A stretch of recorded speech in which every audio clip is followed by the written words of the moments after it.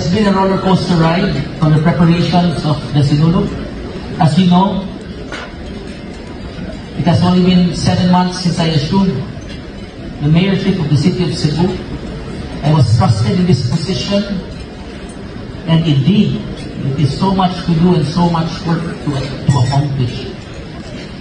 But with the help of the Senor Santo Niño, and the help of all of you, our department heads, our barangay captains, such a difficult task is no longer as difficult with the help of all of you. And that is why it is to my deep appreciation for your presence and your help during these past few days.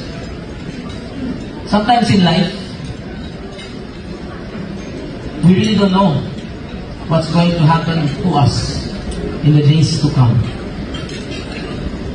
In 2022, I was elected Vice Mayor of the City of Cebu. And in just 1 year, in about 11 months, I never expected that I would now be assuming the role as Mayor of the City of Cebu. But God has a plan. More importantly, Senor Santo Niño has a plan. He has a plan for all of us. He has a plan especially for me. And I try to think and ask for the reason why I was put in this position in such a short period of time. I wasn't able to finish my vice mayorship. And one of the answers that came to my head was that perhaps Senor Santo Niño wanted me to become mayor because he wanted the Sinulog to be back to where it belongs, the heart of the city of Cebu.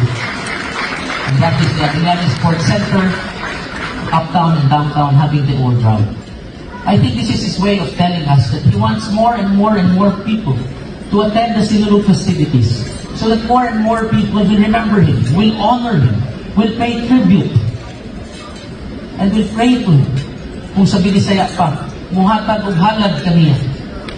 And that is the reason why, one of the reasons why, I think I was trusted into this position.